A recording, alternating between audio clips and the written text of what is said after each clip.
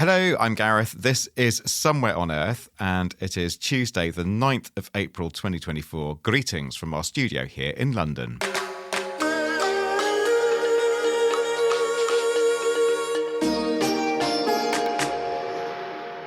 And joining me for some expertise is the excellent Peter Guest. Nice to see you again, Peter. How's things? Not too bad, Gareth. How are you? I'm very well. Have you been exceedingly excited by this celestial event that seems to be sweeping people off their feet?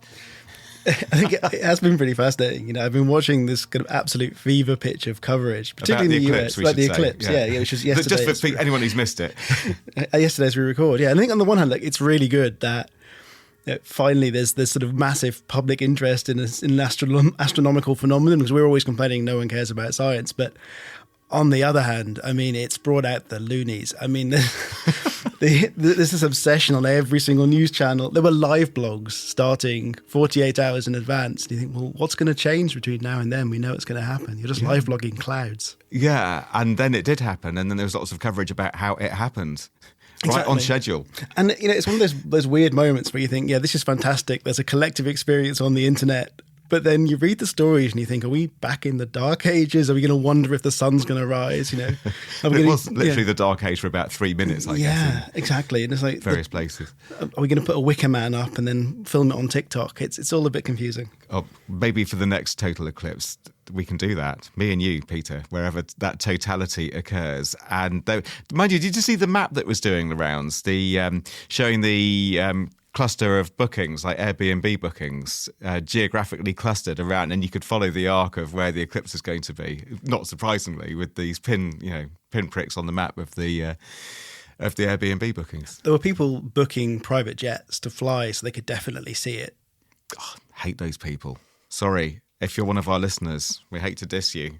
In fact, let's be nice to our listeners with private jets, and can we have a go for the next eclipse, please? That would be very nice. All right, there we go. Well, nothing will eclipse this podcast. Sorry, that was so cheesy. I don't know where that came from. I'm really embarrassed about it. I hope they don't keep it in. But anyway, here we go. Let's jump into the show. All right, coming up today. About half the global population is due to go to the polls this year. So not for the first time, I'm sure, we're looking at the issues around free speech, censorship and misinformation.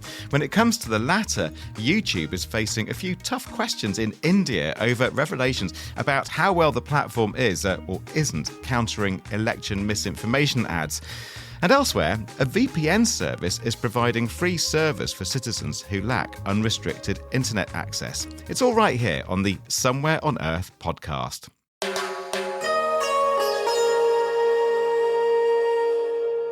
So, as India gears up for its general election to begin next week, it's emerged that YouTube is approving disinformation ads in India. That's according to a joint investigation by Access Now and Global Witness. The researchers submitted 48 ads in English, Hindi and Telugu, that's the language of the southern Indian state of Andhra Pradesh. The ads violated YouTube's advertising and misinformation policies, yet the platform still waved those ads through. After approval, though, the researchers did withdraw the ads before any YouTube users saw them. Well, let's hear now from a few of the researchers behind this work. And let's start with you, Shruti Narayan. You're Asia Pacific Policy Fellow at Access Now. So you're one of the authors. Can you tell me a bit more about what you did in this study? Sure, thanks. What we just did essentially is to submit 16 ads containing blatant election misinformation. A lot of the ads actually mirrored examples of misinformation that are already on YouTube's misinformation policy page. So it's stuff they're aware of. It's also misinformation that's been flagged by the Election Commission of India. So we tested YouTube's ability to detect this misinformation in advertisements. And as you pointed out, we submitted those ads in 3 Indian languages, Hindi, Telugu, and English, all of which are very prominent. And we found that YouTube approved all of them for publication. And I just want to give a little context as to why this is so important. As we point out in the report, YouTube has about 462 million active users in India. That's a huge amount, obviously. In addition, political parties and candidates have been making YouTube a priority not only for this election, but for the last few state elections. So YouTube is aware that there is a lot of political content and campaigning happening on its platform, and they should be applying heightened review standards to the content that goes out, but we found that wasn't the case. Okay, yeah. So, you'd think they'd be more vigilant. And to give an example of the kinds of ads that you are submitting, these deliberately bogus ads, just to check the platform's ability to block them. For instance, there was this one. Due to an increase in infectious diseases, all voters will be automatically sent a mail-in ballot for the 2024 elections. Stay home and stay safe. Henry Peck of Global Witness, a completely bogus ad there. Henry, by the way, you're campaigner on digital threats at Global Witness. You're a co-author on the report. I mean, that's just an absolutely bonkers ad. Were you surprised that YouTube waved it through? Yeah, I was a bit surprised. There were several that were in just that beggared belief in terms of how sort of farcical they were and how clearly untrue they were. I mean, I was surprised in particular that YouTube approved all of the ads that were in English, because we have run similar studies in the US and in Brazil in the past. In 2022, ahead of the US midterms, we ran a similar test of election disinformation content in the form of ads on YouTube, and YouTube detected all of it. We also ran that same year a test in Brazil looking at election disinformation ads in Portuguese. So around the same time, similar content. And in that instance, YouTube didn't detect any of the ads. So I thought, at least here, ahead of a really significant election in India, which of course is also YouTube's largest market in terms of users, they would be more attuned to the English language content at least. But the fact that they approved 100% of the ads, all 48 in English, Hindi and Telugu, was quite startling. Yeah, absolutely. And I was interested to see if there was any difference between the languages, but you're saying it didn't make any difference whether it was in English, Hindi or Telugu. Just all 48 ads just managed to be approved. That's right. Yeah, they approved all 48 regardless of language in this instance. Peter Guest here in the studio. What did you think when you first heard about this study? I mean, I'm in two places for this. Firstly, it's sad that it didn't really shock me in the way that perhaps I wish it had. This is a conversation that we have over and over again. Platforms have responsibilities. They even state those responsibilities and policies, and then don't necessarily even follow through on that. I think the one thing that struck me here was actually the type of disinformation that we're talking about. I think we often assume that election-related disinformation is going to be pushing one candidate against another, rather than what some of these ads that we've been speaking about have been, which is actually undermining the basic fundamentals of democracy by trying to reduce people's franchise. And this is something I don't think we're talking about enough as individuals, but also at the platform level. Not just in India, this is also a massive issue for the UK, and it's a massive issue in the US. If you think that electoral violence was really organised around this sort of big lie about the franchise and about the kind of legitimacy of elections. And I just think it is kind of shocking to me that a massive platform like YouTube is not so cognizant of this early on in 2024, that they're not systematically dealing with the problem. And Shruti, has YouTube said anything about this since these results went public? Yes, so we did, of course, give Google a fair opportunity to comment, and we included their response in our report, and we have a rebuttal. So just to sum that up, it's a very technical rebuttal response from YouTube that we don't entirely agree with, which revolves basically around the amount of time that the ads were up in order for them to have sufficient multi-layered reviews. Now, our point here is that it appears that there was not enough pre-publication review at Google's end, and Henry can elaborate here.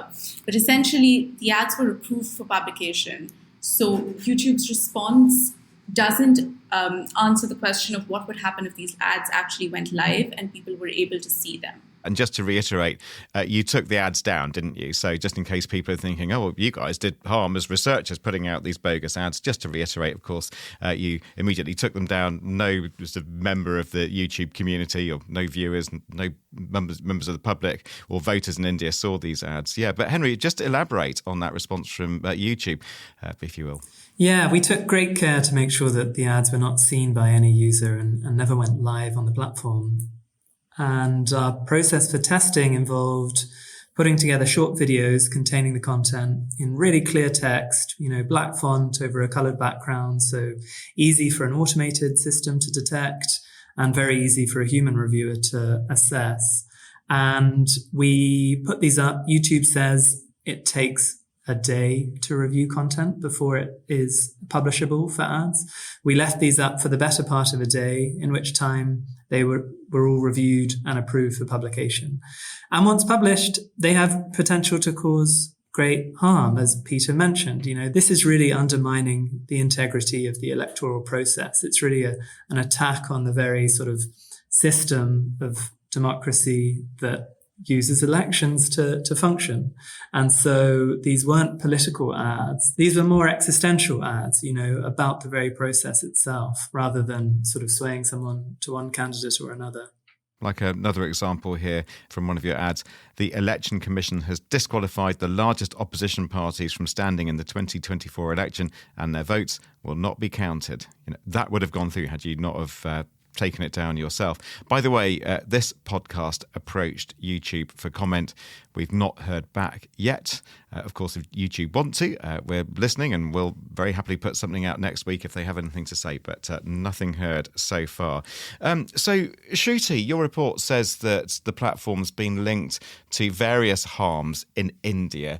How exactly? So to build on the example that you pointed out just now, the misinformation about disqualification of a political party, obviously that could lead to voter suppression. If you saw that ad and that was the party you wanted to vote for, you might not end up going to the polls and spending a day standing in line and voting because you think that that party is already disqualified and your vote won't be counted. So that's an immense harm to democracy, as Henry mentioned. In addition, we also tested ads that spread misinformation and also incited violence on the basis of that misinformation or incited interference with the election process. So that could lead to a host of harms, that would also undermine the ability of people to vote and the integrity of the entire voting process at a particular booth. And I'll pass to Henry if you want to talk about some of the more global harms that we've seen come out of this. Thanks. Yeah, I think what's very important for your listeners to remember is that these online harms often don't stay online. They bleed into the real world. And so online harms can lead to offline violence. And we've seen this in India, where communal violence has been whipped up around YouTube videos. The Washington Post has done some great reporting on this.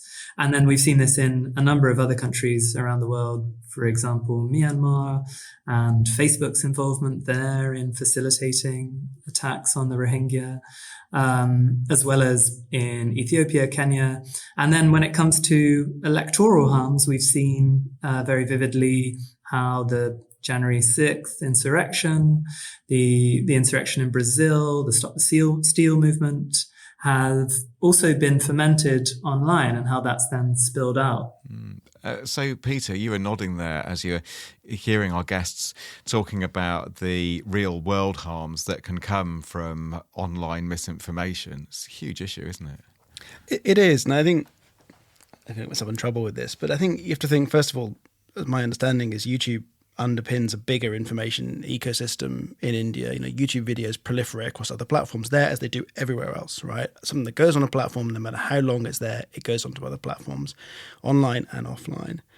And I think that means that you have to think about questions of responsibility beyond just compliance with self-declared or even just legal standards, right? These companies often seem to take a compliance approach. Like, what's legal? What do I need to defend myself for? But you can't look at the context in which they're operating and look at the potential for violence, look at the potential for political division, and just think, oh, well, I have a de minimis responsibility for what goes on my platform. I just don't think that washes anymore. And I think if you're a company, a massive platform, and your strategy has been explicitly about growing as big as possible, right? Reaching as many people as possible. And let's be honest, that's a commercial strategy, right? They wanted to get big so they can make money.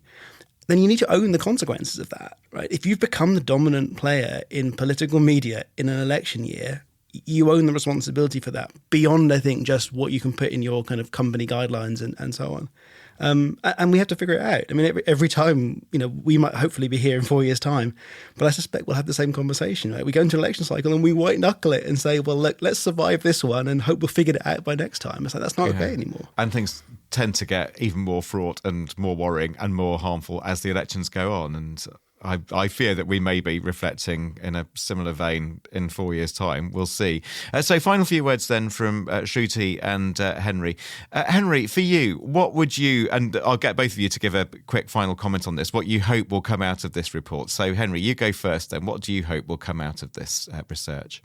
I think what should come out of this research is a real prioritization of building in safety and human rights by design into these major social media platforms that have the potential to reach such huge numbers of users.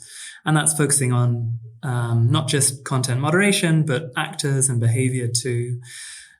Also speaking to what Peter was saying about the profit motivations, putting people over profit. So really investing in trust and safety teams, adding friction into some of the processes that have been made so seamless in order to encourage advertisers, but putting in a bit of friction in that review process in order to make sure these companies are doing their due diligence. And then with YouTube and many of the other platforms, just doing a wholesale review and evaluation of this ad approval process, making sure their ads transparency centers provide an archive for all advertisements so that the public and researchers can see what's going up there, so that there is transparency in terms of who's actually putting ads onto these sites. Thank you, Henry. What about you then, Shruti Narayan of Access Now? What do you hope to come out of this? Absolutely. In addition to everything that Henry mentioned, engagement with civil society organizations or groups that are on the ground and can track misinformation trends or are interacting with people who are affected by this misinformation. Social media platforms really need to conduct sustained, multi-layered engagement processes with civil society organizations and stakeholders well in advance of elections, in order to see where the gaps in their processes are and to implement some real safeguards that can be meaningful for the elections that are coming. And we do have multiple state elections coming even after the general election in May, and those are all opportunities for platforms to improve their engagement and transparency. All right, we'll leave it there. Thank you very much, Shruti Narayan of Access Now. And we've also heard there from Henry Peck, who's with Global Witness. Thank you to you both.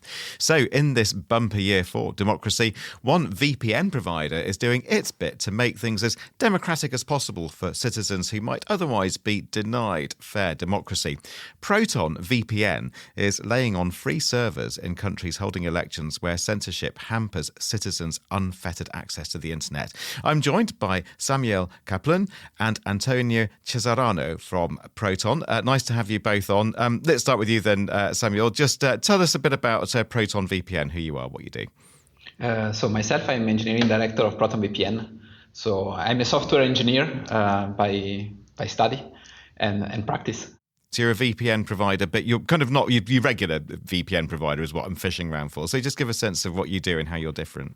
So our VPN aims at leaving the internet a better place than how we found it, basically.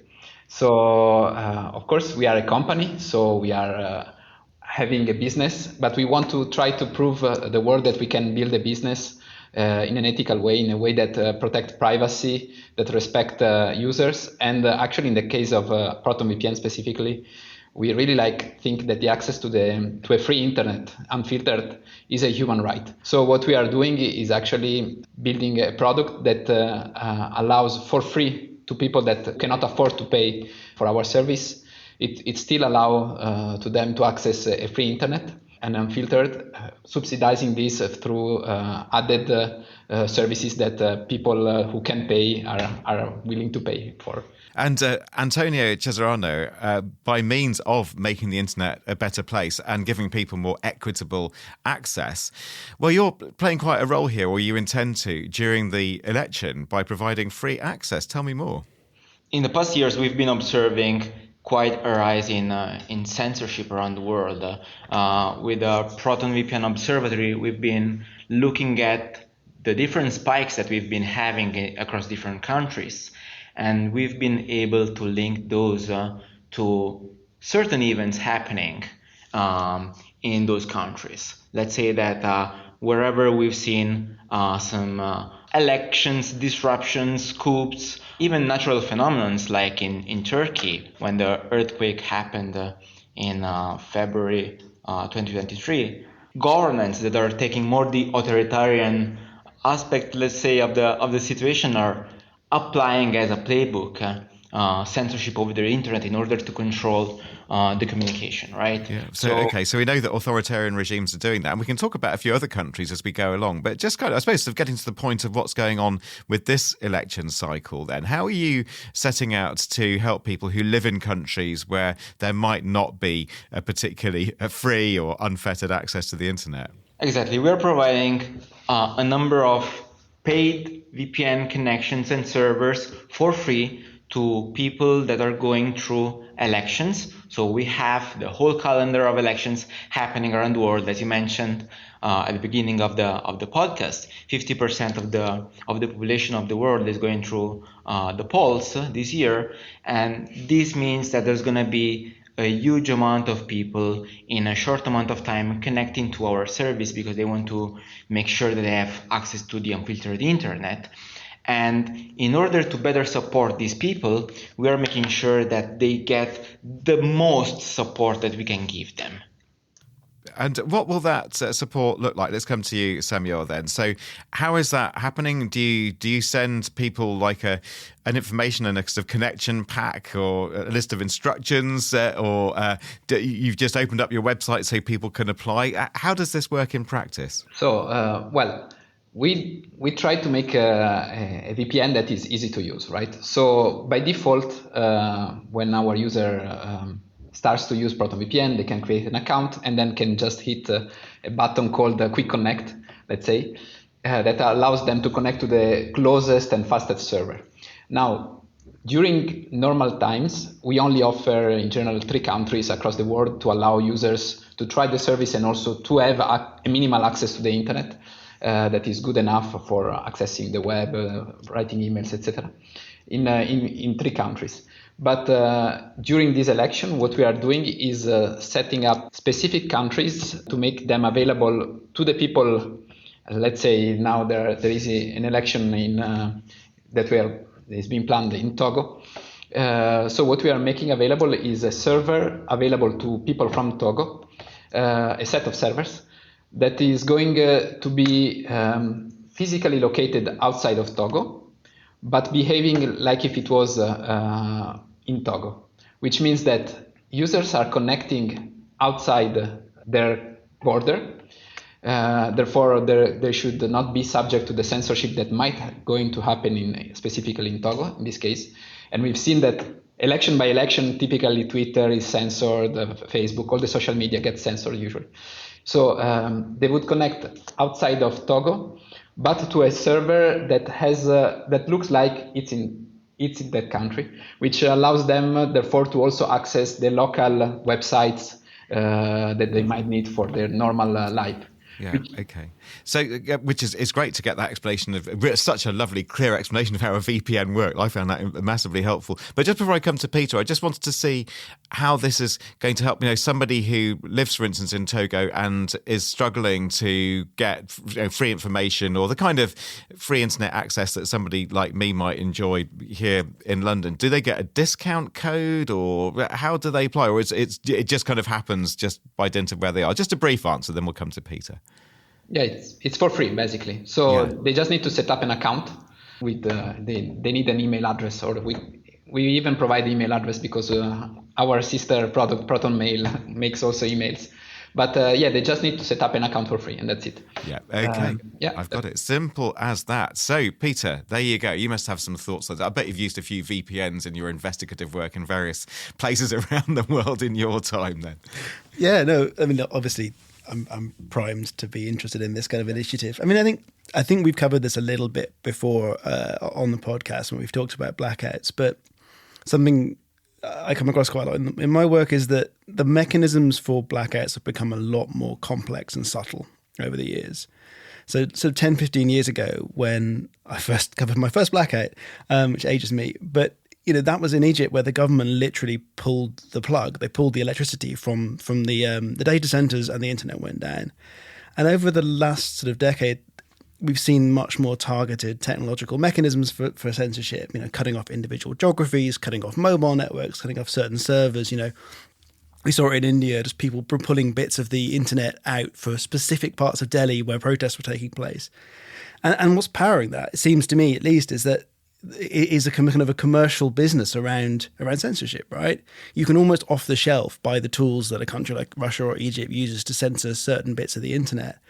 And I mean, to get kind of slightly philosophical about it, I think what it shows is that the internet isn't really a static thing that we've got used to, where everyone just works for its overall coherence or integrity, right?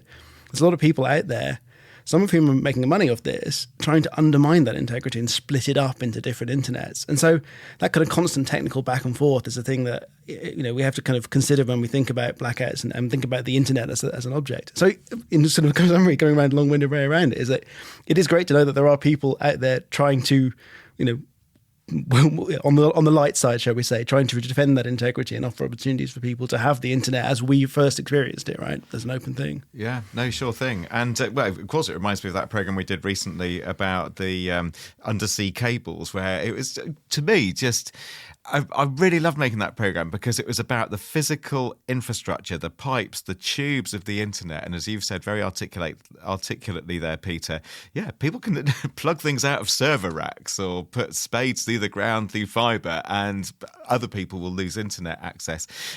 So let's get final comments from you, Antonio and Samuel. We'll carry on in the podcast extra, by the way. But finally from you, Antonio, then, what do you hope is going to come from this? What kind of take-up are you hoping for from this free server venture that you're offering? The hope is that people gain more awareness around the risk and the threats of the internet, that they understand that they have to be prepared for this to happen, and we see that this is happening over time. So people are downloading and installing a VPN before things happen. It is important to educate people. It is important that people understand that not all the VPNs are equal. There are some VPNs that are, let's say, a trap put there from the government to actually spy on people that want to bypass the censorship. So education is super important, awareness.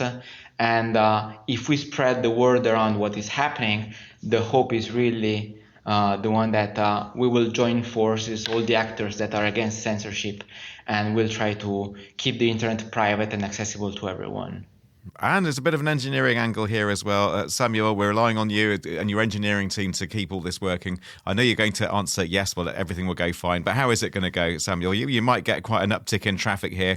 Are your servers up to the job? Well, yes. I thought you might say that. Basically, yeah, we plan for it. So we want to sustain the sufficient quality of service for our users and the future users, and for citizens around the world. Sure. So yeah. Okay.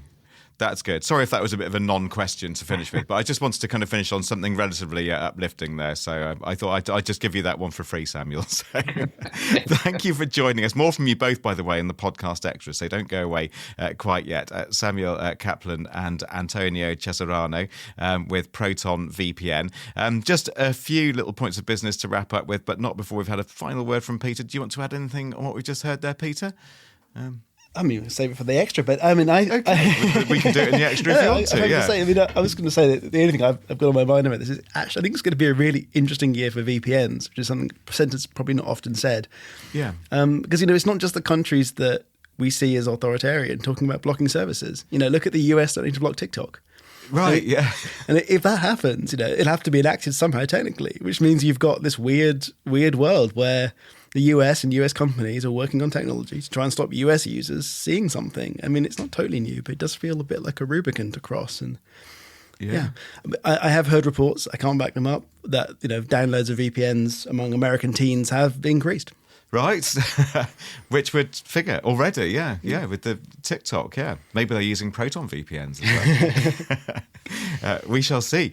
All right, well, thank you very much indeed for that, Peter, for your thoughts. So I did mention that there'll be more in the podcast extra, and to access that, you probably know the shtick by now, but it depends on your podcast provider, but there's usually like a little kind of padlocky thing that you can visit or you see on your podcast provider, and you just kind of follow that and then follow the instructions to give us very kindly $10 a month, or pay us, I should say. You're not just giving it to us, you are paying for a service that we will provide, and it will be extra content for you and podcast exclusive material, and it also keeps the lights on around here and pays for the VPNs as well, so we'd very much appreciate that.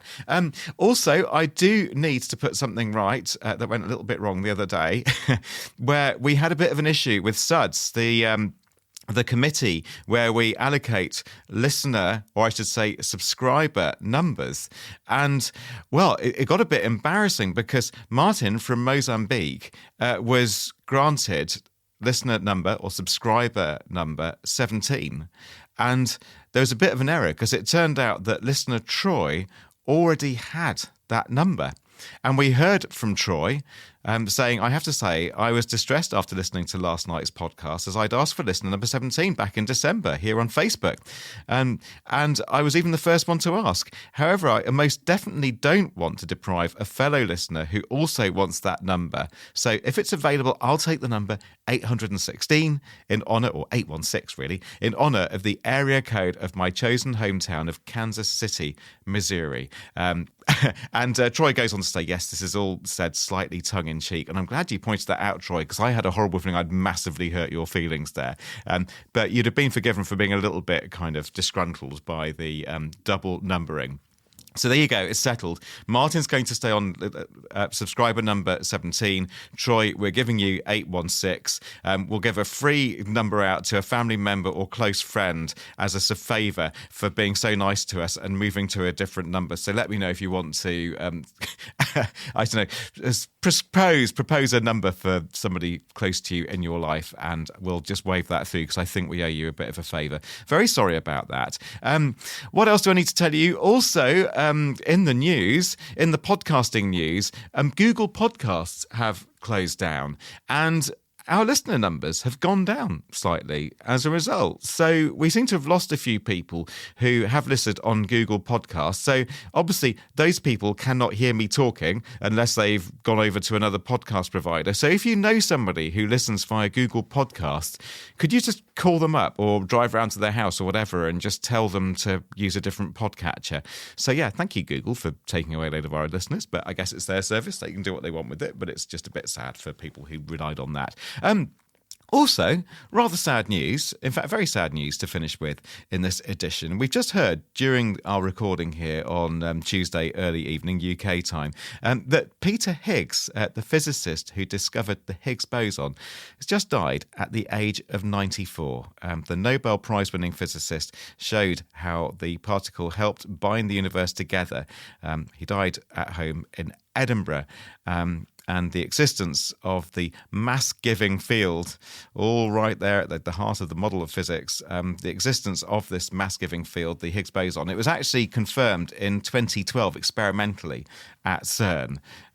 But Peter Higgs proposed that particle, obviously named in his honour, and sad news on which to end. There we are. Other Peter here in the studio, still very much alive. It's been lovely. Thank you very much today. And we're obviously just bitter that we missed the eclipse. But if, by the way, dear listener, you want something a little bit kind of cerebral, theological, combined with AI, there'll be more of that next week. next edition, join us for that. But in the meantime, from all of us here in the studio, thanks for listening. From Keziah Wenham Kenyon, who's doing the engineering here today, with Callum Swingler. The production manager is Liz Tui, the editor is Anya Literovich. And if it sounds lovely, this podcast, of course it does, you can thank all the engineering and all the studio facilities here at Lanson's Team Farner. There you go, that'll do. See you next time. Bye-bye.